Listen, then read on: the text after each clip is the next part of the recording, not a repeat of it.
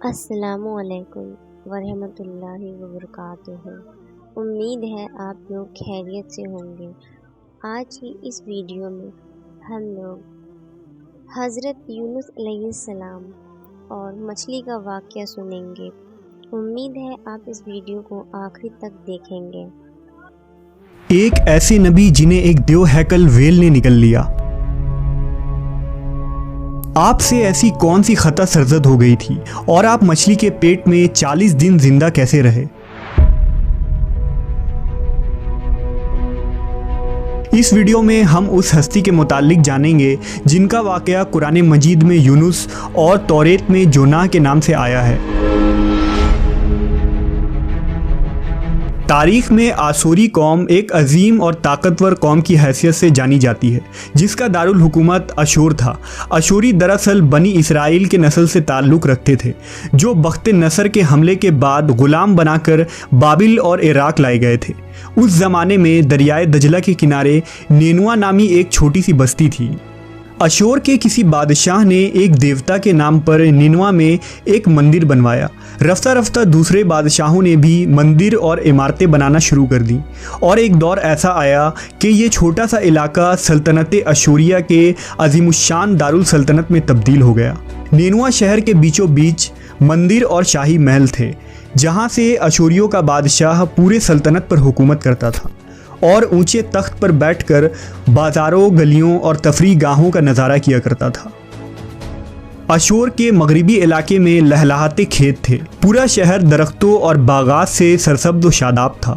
اشوریہ لوگ پتھر تراشنے کے فن میں بھی ماہر تھے، لہذا جگہ جگہ سنگ مرمر کے دیواروں پر انہوں نے اپنے دیوتاؤں کے نقش و نگار بنا رکھے تھے۔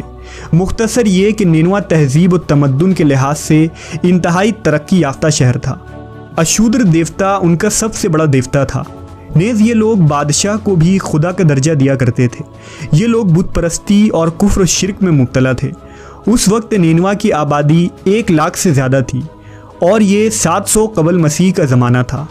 اللہ نے اس زمانے میں اس قوم کی ہدایت کے لیے حضرت یونس علیہ السلام کو بھیجا۔ حضرت یونس کا پورا نام یونس ابن متا تھا۔ آپ حضرت ہود علیہ السلام کی اولاد میں سے تھے، جبکہ بعض مفسرین نے لکھا ہے کہ یونس علیہ السلام کا تعلق بنی اسرائیل سے تھا۔ آپ حضرت یوسف کے چھوٹے بھائی بن یامین کے بیٹے تھے۔ جب آپ کو نبوت ملی اس وقت آپ کی عمر 28 سال تھی۔ آپ پر ایک صحیفہ بھی نازل ہوا جو توریت میں یوناہ کے نام سے موجود ہے۔ حضرت یونس سب سے پہلے اشوری بادشاہ کے پاس گئے اور اسے پیغام حق سنایا۔ اسے خدائی کے جھوٹے دعوے سے توبہ کرنے کا حکم دیا اور ایک اللہ کی عبادت کی طرف بلایا۔ یونس علیہ السلام نے اس سے ان اسرائیلی قیدیوں کو آزاد کرنے کا بھی حکم دیا جسے اس نے قید کر رکھا تھا۔ نینوا کا بادشاہ آپ کی باتیں سن کر غضبناک ہو گیا اور آپ کی جان کا دشمن بن گیا، لہٰذا آپ علیہ السلام نینوا کے عوام کے پاس گئے اور انہیں توحید کی دعوت دی۔ انہیں شرک و بت پرستی اور دوسری برائیوں سے توبہ کرنے کو کہا، مگر اہل نینوا نے ایمان لانے سے انکار کر دیا اور اللہ کے رسول کو جھٹلا دیا۔ یونس علیہ السلام مسلسل اس کوشش میں رہے کہ ان کی قوم کے لوگ راہ راست پر آ جائیں۔ آپ نے انہیں بہت سمجھایا اور دعوت کے کام کو جاری رکھا۔ دیکھتے دیکھتے 40 سال کا عرصہ گزر گیا، لیکن یہ قوم حضرت یونس کا انکار کرتی رہی اور شرک پر ڈٹے رہے۔ نیز حضرت یونس کو دھمکیاں بھی دی گئیں کہ اگر آپ نے اشودر دیوتا کے خلاف کچھ کہا تو وہ آپ کو قتل کر دیں گے۔ آخر کار حضرت یونس اپنے قوم سے مایوس ہو گئے۔ جب ان کی سرکشی اور نافرمانی انتہا کو پہنچ گئی تو اللہ نے حضرت یونس کو حکم دیا کہ لوگوں کو آگاہ کر دو کہ 3 دن کے اندر ان پر عذاب آنے والا ہے۔ لہٰذا آپ نے اہل نینوا کے سامنے اعلان کیا کہ اگر تم نے 3 دنوں کے اندر بت پرستی اور شرک سے توبہ نہ کی تو تم پر اللہ کا قہر نازل ہوگا اور پورا شہر تباہ و برباد ہو جائے گا۔ لوگوں نے آپ کا مذاق اڑایا اور جواب میں کہا، ہم تمہارے رب کی طرف سے عذاب کے منتظر رہیں گے۔ آپ کی قوم نے آپس میں مشورہ کیا تو اس بات پر سب کا اتفاق ہوا کہ یونس کو کبھی جھوٹ بولتے نہیں دیکھا گیا، لہٰذا ان کی بات نظر انداز نہیں کرنی چاہیے۔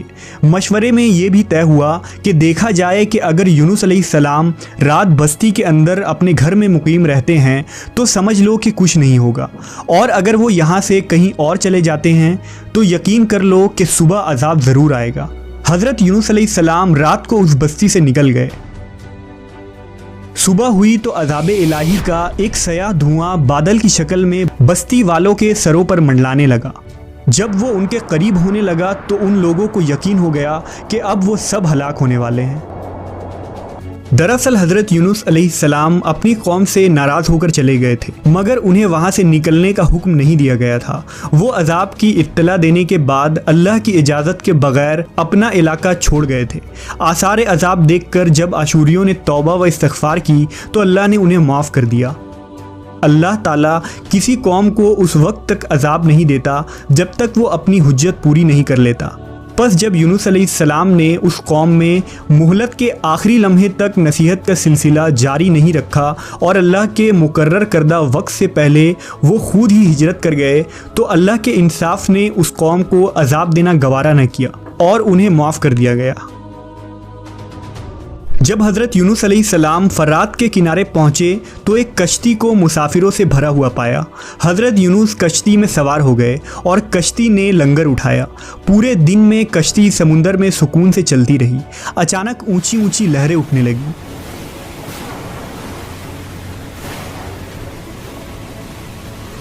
لوگوں نے اپنا ساز و سامان سمندر میں پھینک دیا کہ کشتی کا بوجھ کم ہو جائے، لیکن کشتی کا بوجھ پھر بھی کم نہ ہوا۔ جب کشتی ڈگمگانے لگی تو کشتی کے غرق ہونے کا یقین ہونے لگا۔ اہل کشتی نے اپنے عقیدے کے مطابق کہا کہ ایسا معلوم ہوتا ہے کہ اس کشتی میں کوئی غلام اپنے آقا سے بھاگا ہوا ہے، جب تک اس کو اس کشتی سے الگ نہ کیا جائے گا نجات مشکل ہے۔ یونس علیہ السلام نے سنا تو ان کو تنبیہ ہوا کہ اللہ کو میرا نینوا سے وحی کا انتظار کیے بغیر اس طرح چلے آنا پسند نہ آیا اور یہ میری آزمائش کے آثار ہیں۔ یہ سوچ کر انہوں نے اہل کشتی سے فرمایا کہ میں ہی وہ غلام ہوں جو اپنے آقا سے بھاگا ہوا ہوں۔ لہذا 3 مرتبہ قرعہ اندازی کی گئی اور تینوں مرتبہ حضرت یونس کا نام نکلا۔ تب مجبور ہو کر انہوں نے حضرت یونس کو دریا میں ڈال دیا۔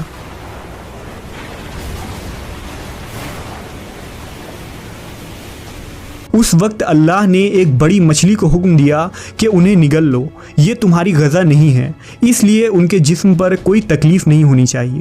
مچھلی نے حضرت یونس کو اپنے پیٹ میں نگل لیا۔